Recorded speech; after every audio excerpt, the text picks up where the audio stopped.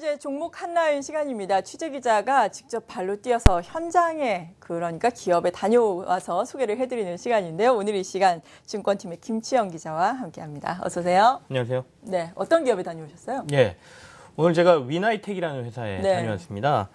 지난 7월 25일 날 코스닥 시장에 상장했으니까요. 상장한 지 이제 한 달을 조금 넘긴 시장에서는 새내기주다 이렇게 그렇죠. 말씀을 드릴 수가 있는데 데크플레이트라는 제품을 생산하고 있고요.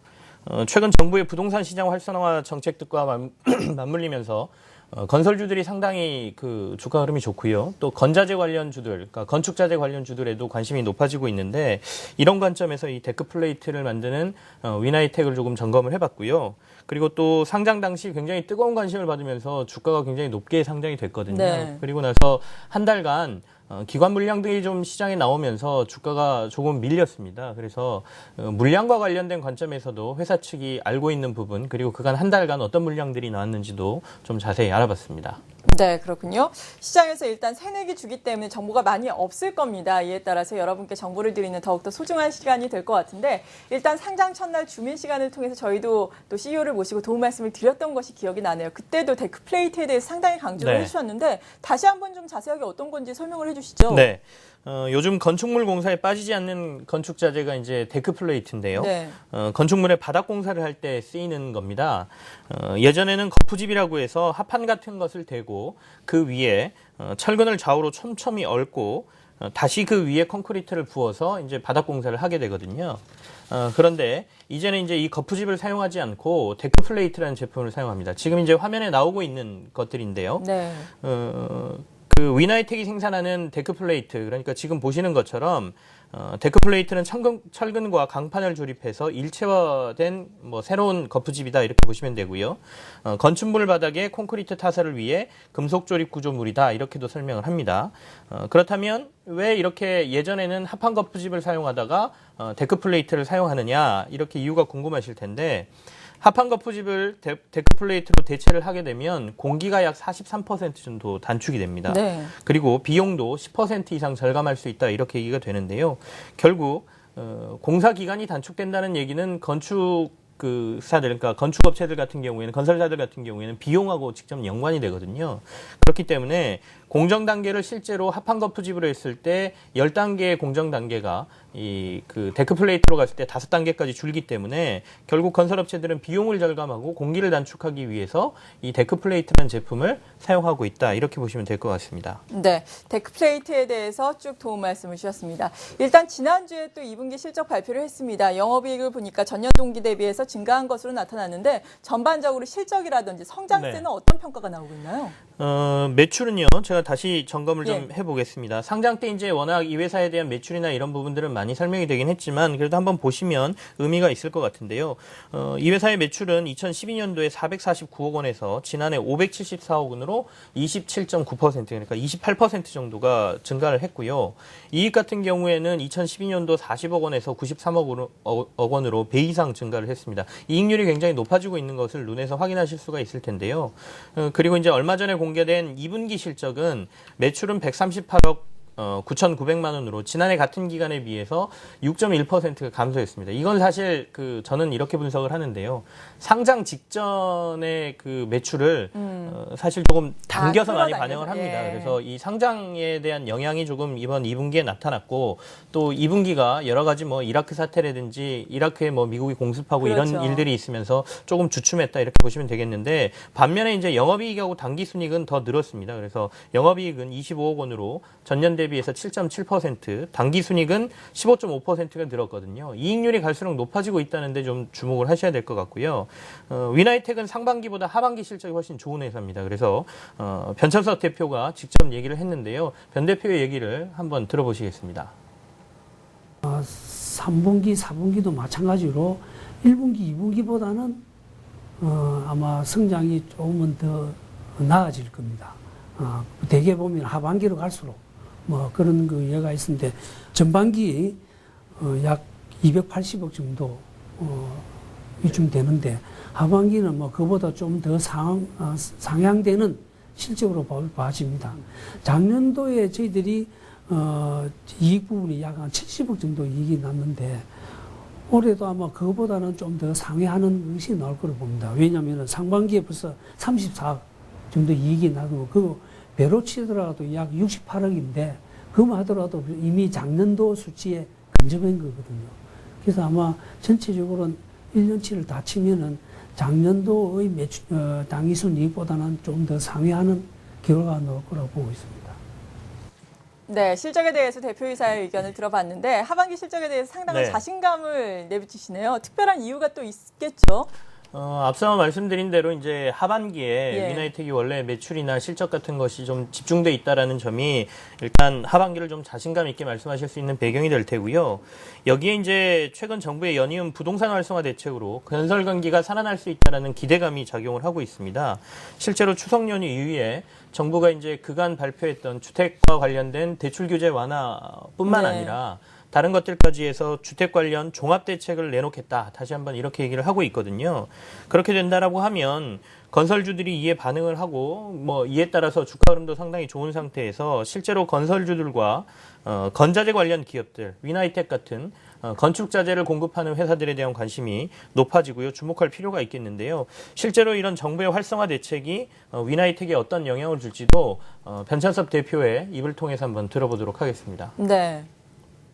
건설 경기가 회복이 된다면은 대급이도 당연히 수혜의 혜택을 입는 업종이 많은 사실입니다.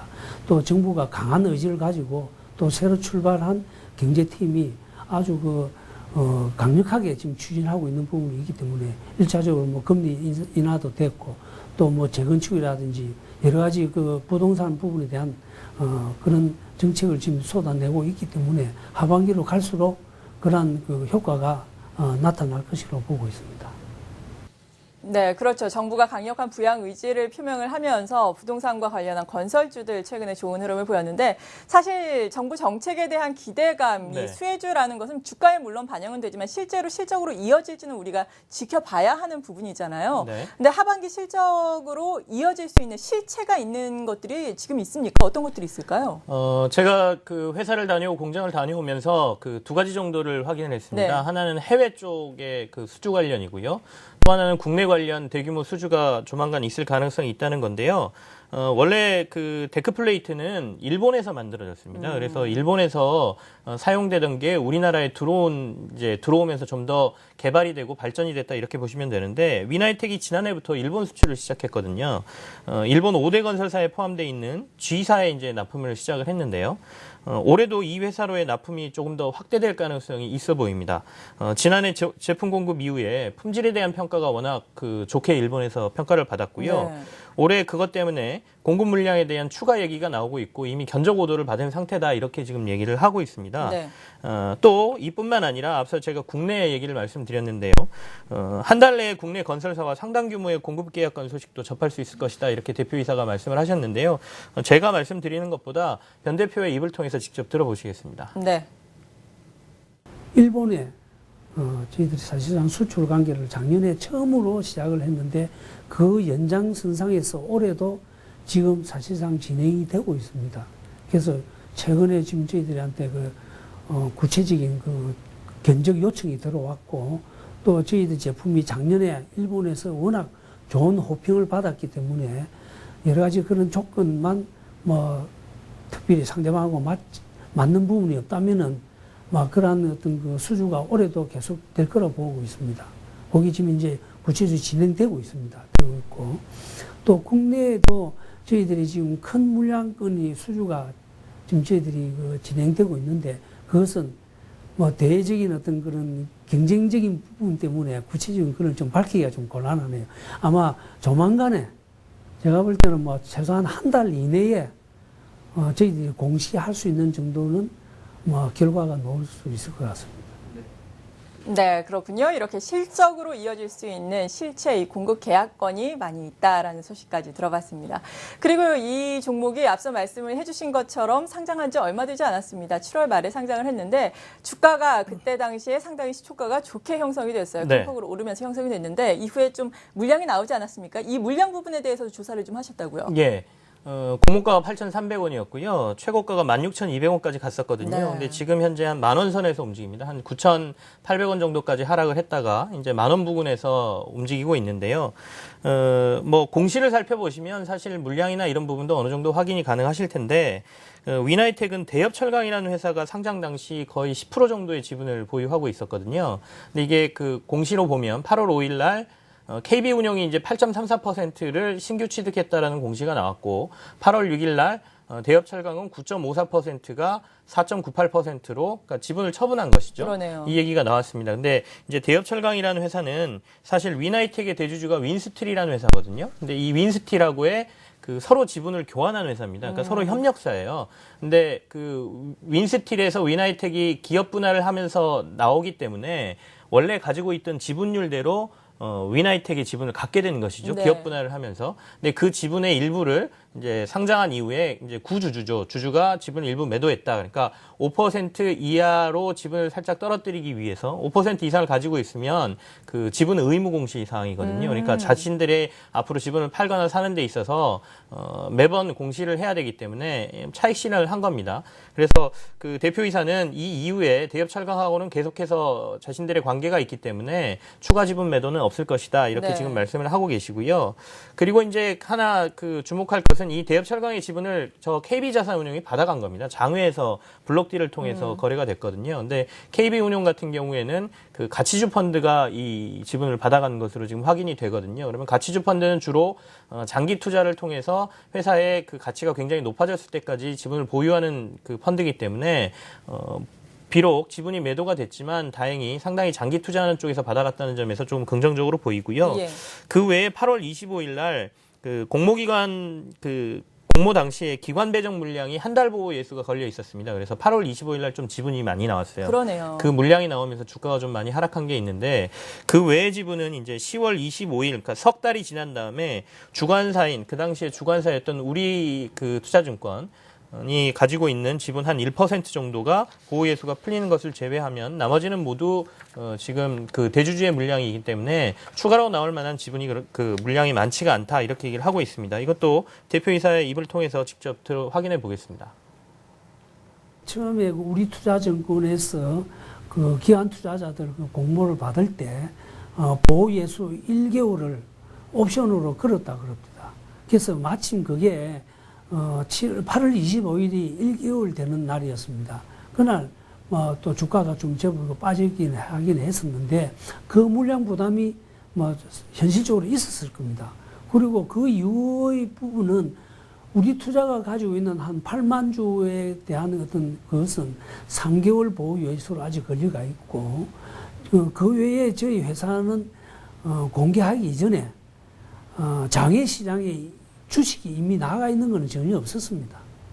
그리고 나머지는 다 대주주가 가지고 있기 때문에 그 외의 어떤 기관 투자자의 1개월 그 보호 예수 물량 말고는 추가적인 시장에 매물로 나올 것이 없을 거라고 지금 보고 있습니다.